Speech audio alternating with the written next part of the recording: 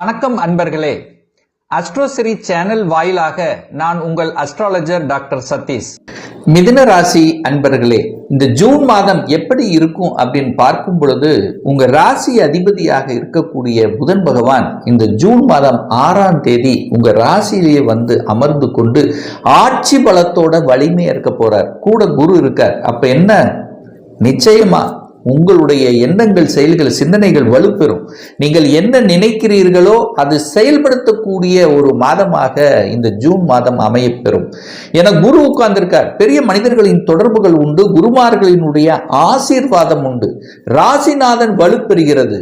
அப்போ புதன் நல்லா இருக்க, புத்திசாலி நல்லா இருக்க போகுது. நல்ல அறிவு, நல்ல ஞானங்கள், எதை செய்யணும் என்கின்ற, எதை செய்தால் நன்று, எதை செய்தால் தீமை என்கின்ற அறிவுபூர்வமான அந்த மதிநுட்பம் இந்த மாதம் சூப்பரா இருக்க போகுது. இந்த மிதனத்துக்கு பொருளாதாரம் சார்ந்த விஷயங்கள் ஏற்றத்தை கொடுக்கக்கூடிய ஒரு மாதம். ஏன்னா 2 தன காரக கிரகம் என்று சொல்லக்கூடிய குரு பகவான் உங்க ராசியிலே உட்கார்ந்துருக்கார். சுக்கிரன் 11ஆம் இடமான லாபஸ்தானத்தில் உட்கார்ந்துருக்கு. அப்ப என்ன, தனத்துக்கு குறைவு என்பது வராது. ஏதாவது ஒரு ரூபத்தில் பணம் உங்க பாக்கெட்டுக்குள் நிரம்பி விடும். கடைசி நேரத்திலையாவது போயிடுச்சு, கடைசி டைம்லையாவது உங்களுக்கு தேவையான பணம் உங்க பாக்கெட்டுக்கு வந்து சேரக்கூடிய அமைப்பு இந்த ஜூன் மாதம் சிறப்பு பெறும். இதுல எந்த மாற்று கருத்தும் கிடையாது. 3ஆம் இடத்துல முயற்சி ஸ்தானம், தைரிய வீரியத்தை கொடுக்கக்கூடிய 3ஆம் இடத்தில் கேது பகவான் உட்கார்ந்திருக்கார். கேது 3ல் இருக்கிறது நல்லது. உபஜயஸ்தானத்தில் கேது இருப்பது நல்ல தைரியத்தையும் நல்ல வீரியத்தையும் எதையும் செயல்படுத்தக்கூடிய துணிச்சல் என்பது இந்த மாதம் மிதுனத்துக்கு இருக்கு. துணிச்சல் இருக்கும், செஞ்சிடலாம், பார்த்துடலாம் அப்படிங்கிற அந்த ஆர்வம் இருக்கும். பிரயாணங்கள் மேற்கொள்வீர்கள். அந்நிய நாடுகளுக்கு சென்று வரக்கூடிய பாக்கியம் உண்டு. கேது 3ஆம் இடத்திலையும் 9ஆம் இடத்தில் ராகு இருக்கிறதுனால சிறு தூர பிரயாணங்கள், தூரதேச பிரயாணங்களில் அனுகூலத்தை கொடுக்கக்கூடிய அமைப்பு இந்த மிதுனத்துக்கு உண்டு. இந்த மிதுனராசி என்பர்கள் கடல் கடந்து செல்லக்கூடிய தன்மை, அதாவது தன்னுடைய ஊரை விட்டு வெளியே செல்லக்கூடிய வாய்ப்புகள், சந்தர்ப்பங்களை உருவாக்கும். யாருக்காவது இந்த பத்திரப்பதிவு செய்வதிலையும் அல்லது ஜாமீன் கையெழுத்து போடுவதிலும் கொஞ்சம் கவனம், எச்சரிக்கையுடன் இருக்கணும். எழுத்து சம்பந்தப்பட்ட இதுல கொஞ்சம் கவனத்துடன், ஏன்னா 3ஆம் இடத்தில் கேது உட்கார்ந்திருக்கார் அல்லவா.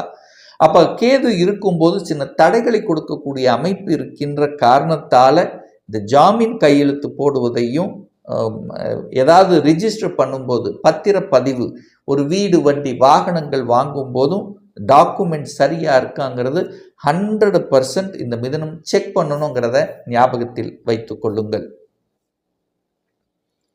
4ஆம் அதிபதியாக இருக்கக்கூடிய புதன் பகவான் ஆட்சி பலத்தோட வலிமையா இருக்க போகிறார். சுகஸ்தானம் நன்றாக இருக்க போகிறது. சுகஸ்தானம் நன்றாக இருக்க போகிறது. 4ஆம் அதிபதி வலுப்பெற்று இருக்கு. ஆனா சனி பார்க்கிறார். சனி தனது சமசப்தம பார்வையாக 4ஆம் இடத்தை பார்க்கிறார். அப்ப ஹெல்த்தையும் கொஞ்சம் பார்த்துக்கணும். 4ஆம் இடத்தின் மூலமாக ஒரு வீடு, வண்டி, வாகனங்கள் வாங்குவதற்கு சிறப்பு. அதுவும் பார்த்தீங்கன்னா ஒரு வீடு, வண்டி, வாகனம் வாங்குறதும் பார்த்தீங்கன்னா ஒரு பழையதை வாங்கி ஏன் புதுப்பித்துக் கொள்ளக்கூடாது என்கின்ற எண்ண உணர்வை காமிக்கும். ஏன்னா சனி பார்க்கிறார். சனிங்கிறது பழசு. அப்போ பழைய வாகனங்களை வாங்கி அதை புதுப்பித்து கொள்ள வேண்டும், அல்லது ஓட்டி பார்த்துட்டு அப்புறம் மாற்றிக்கலாங்கிற எண்ணம், அல்லது பழைய வீட்டை வாங்கி அதை புதுப்பிக்கக்கூடிய எண்ணங்கள். ஸோ இந்த மாதிரியான எண்ண ஓட்டங்களை இந்த மிதுனத்துக்கு கொடுக்கும், நிச்சயமாக கொடுக்கும். அந்த சனி பார்க்கறதுனால, சனி 8ஆம் அதிபதியாக இருந்து பார்க்கறதுனால தாயினுடைய ஹெல்த் சார்ந்த விஷயத்துல கொஞ்சம் கவனம் எடுத்துக்கொள்ளணும் என்பதையும் ஞாபகத்தில் வைத்துக் கொள்ளுங்கள் இந்த மிதுன ராசி அன்பர்கள். 5ஆம் இடம் பூர்வ புண்ணியஸ்தானம், பஞ்சமஸ்தானம் சூப்பரா இருக்க போகுது. 5ஆம் இடத்தை சுக்கிரன் பார்க்கிறது ஒரு அற்புதமான நிகழ்வு. 5ஆம் இடத்தை குரு பார்க்கிறது அற்புதமான நிகழ்வு. குழந்தை நன்றாக இருக்க போகிறது. குழந்தைகளுடைய படிப்பு நல்லா இருக்க போகுது. குழந்தையினுடைய பிறப்பு சம்பந்தப்பட்ட விஷயத்தில் அனுகூலத்தை கொடுக்க போகுது. நிறைய நாட்கள் குழந்தை பாக்கியம் கிடைக்கலையே என்று தவித்து கொண்டிருப்பவர்களுக்கு குழந்தை பாக்கியம் கிடைக்கும். நிறைய செலவு பண்ணிட்டோம் சார், நிறைய ட்ரீட்மெண்ட் எடுத்துட்டோம் சார், என்னென்னமோ பண்ணி பார்த்துட்டோம் சார், நிறைய கோயிலுக்கு போயிட்டு வந்தோம் சார், நிறைய பரிகாரம் செஞ்சோம் சார், அப்படி இப்படின்னு எது சொன்னாலும் இந்த மாதம் சக்ஸஸ் கொடுக்கக்கூடிய ஒரு நல்ல மாதமாக இந்த மிதுனத்துக்கு அமையும். குழந்தைகள் ஆசைகள் நிறைவேறப் போகிறது. குழந்தைகளினுடைய படிப்பு நன்றாக இருக்க போகுது. ஏன்னா குருவும் புதனும் இணைஞ்சு உங்கள் ராசி உங்கள் தலையிலேயே உட்கார்ந்துருக்காங்க. இதைத்தான் படிக்க போகிறேன், இதைத்தான் பண்ண போகிறேன், அதுக்கு குருமார்களின் ஒத்துழைப்பு உங்களுக்கு கிடைக்கும், பெரியவர்களுடைய ஆசீர்வாதங்களும் கிடைக்கும். ஸோ ஆசைப்பட்ட கல்வி முறைகளை தேர்ந்தெடுக்கக்கூடிய ஒரு மாதமாக இந்த ஜூன் மாதம் நிச்சயமாக அமையும். பூர்வ புண்ணியங்கள் பலப்பட போகிறது. குலதெய்வத்தின் ஆசீர்வாதம் உண்டு. குலதெய்வத்து கோயிலுக்கு சென்று வரக்கூடிய பாக்கியம் உண்டு. நீங்கள் எதை செய்தாலும் இந்த மாதம் ஒரு தடவை குலதெய்வத்துக்கு போயிட்டு உங்களுடைய வேண்டுதல்களை நிறைவேற்றி கொள்ளும் போது நிச்சயமாக அது நிறைவேறும். அதில் மாற்று கருத்து என்பது இல்லை. திருமணம் நடக்குமா? சுப காரியங்கள் நடக்குமா? மிதுனத்துக்கு பார்த்தீங்கன்னா கடந்த ஒரு வருடமாகவே குரு பகவான் 7ஆம் அதிபதியான குரு பகவான் 12ல் போய் மறைஞ்சு இருந்தார். திருமண தொந்தரவுகள், பிரச்சனைகள், திருமணம் ஆகியிருந்தாலும் சின்ன சின்ன கருத்து வேற்றுமைகள், ஸோ ஏதோ ஒரு மாதிரி சலனம் கொடுத்து கொண்டிருந்த நிகழ்வு இப்போ அப்படியே மாறி போய்விட்டது. திருமணம் ஆகாத இந்த மிதுனத்துக்கு திருமணம் நிச்சயிக்கப்படும். திருமண உறவுகள் மேம்படும். டக்குன்னு நடக்கும். தன்னுடைய ஸ்டேட்டஸுக்கு தகுந்த மாதிரி வரன் அமையக்கூடிய சந்தர்ப்பங்களை உருவாக்கும். அப்போ திருமணம் சுப காரியங்கள் என்று எடுத்துக்கொண்டால் அது உங்களுக்கு ப்ளஸ். அதாவது நினைச்ச மாதிரி, இதுவரைக்கும் நினைச்ச மாதிரி நடக்கலைங்கிறவங்களுக்கு இப்போ நினைச்ச மாதிரி நடப்பீங்க. நினைச்ச மாதிரி செலவு செய்யக்கூடிய சுப செலவுகளை செய்யக்கூடிய அமைப்பு இருக்கிறது. கூட்டாளிகள் சார்ந்த விஷயங்கள், பார்ட்னர்ஷிப் சம்பந்தப்பட்ட விஷயங்கள், உங்களை நீங்கள் யாரை மீட் பண்ணுகிறீர்களோ அவர்கள் மூலமாக நல்லவைகள், சமுதாயத்தில் ஒரு நல்ல பெயர் வாங்கக்கூடிய அமைப்புங்கிறது இந்த காலகட்டம் சிறப்பு. இதுவரைக்கும் நீங்கள் யாரு இன்னார் என்று தெரியாமல் இருந்தது நிகழ்வுகள் இப்ப தெரிய ஆரம்பிக்கும். அதன் மூலமாக புகழை அடையக்கூடிய வாய்ப்புகள், சந்தர்ப்பங்களை நிச்சயமாக உருவாக்கும். சார் 9ஆம் இடத்தில் ராகு வேற உட்கார்ந்துட்டு இருக்காரே, தன்னுடைய பாக்கியத்தை கெடுக்குமா? தகப்பனை கெடுக்குமா? தகப்பன் ஹெல்த் சம்பந்தப்பட்ட விஷயத்தில் கொஞ்சம் கவனம். ஏன்னா இந்த மாதத்தினுடைய முற்பகுதி சூரியன் 12ஆம் இடமான விரயஸ்தானத்தில் இருக்கிறதுனால சில ஆஸ்பத்திரி தொந்தரவுகள், அதாவது ஆஸ்பத்திரி போக வேண்டியது, சில செலவுகள் செய்வதற்கு உண்டான நிர்பந்தங்களை உருவாக்கும். ஆனாலும் கெடுத்து விடுமான்னா கெடுக்காது. ஏன் கெடுக்காது? 9ஆம் இடத்தில் ராகு இருந்தாலும் குருவினுடைய பார்வை அந்த ராகுவின் மீது பதிகின்ற காரணத்தால் பெரிய கெடுதல்களை ஏற்படுத்த போவது இல்லை. அதே சமயம் இந்த மாதம் 15ஆம் தேதிக்கு அப்புறம் அந்த சூரிய பகவான் உங்கள் ராசிலே போய் அமர்ந்திருக்கின்ற காரணத்தால் தாய் தகப்பன் சார்ந்த விஷயத்தில் சின்ன சின்ன ஆஸ்பத்திரி செலவுகள் கொடுத்தாலும் அது சரி செய்யக்கூடிய சந்தர்ப்பங்களையும் இந்த மாதத்தினுடைய பிற்பகுதியில் உருவாக்கும். தொழில் மாற்றம், உத்தியோக மாற்றம், ஊர் மாற்றம், இந்த மாதிரி மாற்றங்கள் நடக்கக்கூடிய ஒரு காலகட்டமாக இருக்குமா?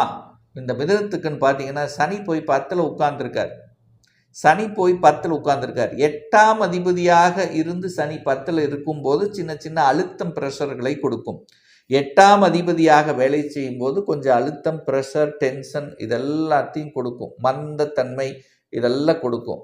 ஆனால் 9ஆம் அதிபதியாக 10ஆம் இடத்தில் இருக்கும்போது திடீர் ப்ரமோஷனை கொடுக்கும், திடீர் இடமாற்றம் கொடுக்கும், வேலை கிடைக்கும், வேலை இல்லாதவர்களுக்கு நல்ல வேலை கிடைக்கும், வேலை மாற்றங்கள், இதெல்லாமே சிறப்பு பெறக்கூடிய தன்மை உண்டு. இயல்பாகவே இந்த மாதம் உங்களுக்கு நல்லதாக இருக்கும். சுக்கிரன் வேற 11ஆம் இடத்தில் இருக்கிறது ரொம்ப நல்ல தன்மை. 12க்குரியவன் தனக்கு 12ஆம் இடத்தில் இருக்கிறதுனால வெளிநாடு, வெளிமாநிலம், அந்நிய தேசம், இந்த ஸ்டேட் டு ஸ்டேட் மாறுது, ஸ்டேட்லேருந்து சென்ட்ரல் கவர்மெண்ட் மாறுது. ஸோ இந்த மாதிரியான விஷயங்கள் எல்லாம் சிறப்பு பெறும். நிறைய பேருக்கு பார்த்தீங்கன்னா மிதுனத்துக்கு அரசாங்க வேலைக்கு போகணுங்கிற எண்ணம் இந்த மாதத்தினுடைய பிற்பகுதியில் அதிகமாக உங்கள் மனசில் தோன்றும். ஏன்னா சூரியன் போய் அங்கே உட்கார போகிறார். உங்கள் ராசி லக்னம் உங்கள் மூளையிலே போய் உட்கார போகிறார். நிறைய பேர் அரசாங்க வேலை, அரசாங்க சார்ந்த விஷயங்களில் தொய்வு ஏற்படுத்தி கொண்டிருந்தவர்களுக்கெல்லாம் அது சக்சஸ் கொடுக்கக்கூடிய அமைப்புகளையும் சந்தர்ப்பங்களையும் நிச்சயமாக உருவாக்கும். ஒரு நல்ல தெய்வ வழிபாடு அப்படின்னு எடுத்துக்கொண்டால் ஒவ்வொரு வியாழக்கிழமை அன்று தட்சிணாமூர்த்தியை சென்று வழிபடும் போது தொழில் சார்ந்த விஷயங்கள், திருமணம் சம்பந்தப்பட்ட விஷயங்கள், குழந்தை சம்பந்தப்பட்ட விஷயத்தில் இருக்கக்கூடிய அத்தனை பிரச்சனைகளும் நிச்சயமாக உங்களுக்கு தீரும். ஒரு பர்சனல் கன்சல்டேஷன் எடுத்துக்கணும், சுய ஜாதகம் பார்க்கணும் என்று விருப்பமுடைய அன்பர்கள் டிஸ்பிளே தெரியக்கூடிய நம்பருக்கு ஃபோன் கால் மூலியமாகவோ வாட்ஸ்அப் மூலியமாகவோ தொடர்பு கொண்டு நேரடியாகவோ அல்லது ஆன்லைன் மூலமாகவோ கன்சல்டேஷன் எடுத்துக்கலாம். நம்முடைய அலுவலகம் கோயம்புத்தூரில் அமைந்துள்ளது. அதாவது கோயம்புத்தூரிலிருந்து மேட்டுப்பாளையம் செல்லும் வழியில் வெள்ளக்கிணர் பிரிவு பக்கத்தில் அன்னபூர்ணா ஹோட்டலுக்கு அருகே அமைந்துள்ளது. பிரியர் அப்பாயின்மெண்ட் வாங்கிட்டு நேரடியாக கன்சல்டேஷன் எடுத்துக்கலாம். ஆன்லைன் மூலமாகவும் கன்சல்டேஷன் உண்டு. நிச்சயமாக இந்த பதிவு ஏதாவது ஒரு ரூபத்தில் உங்களுக்கு யூஸ்ஃபுல்லாக இருக்குங்கிறதுல எந்தவித மாற்று கருத்தும் கிடையாது. நம்முடைய சேனலை நீங்கள் ஃபஸ்ட்டு டைம் பார்ப்பவர்கள் என்றால் மறக்காமல் சப்ஸ்கிரைப் பண்ணிக்கிங்க. பக்கத்தில் இருக்கக்கூடிய பெல் பட்டன் மற்றும் ஆல் நோட்டிஃபிகேஷனை கிளிக் பண்ணும்போது நான் போடக்கூடிய அடுத்தடுத்த பதிவுகள் உங்களுடைய நோட்டிஃபிகேஷனில் வந்து சேரும்.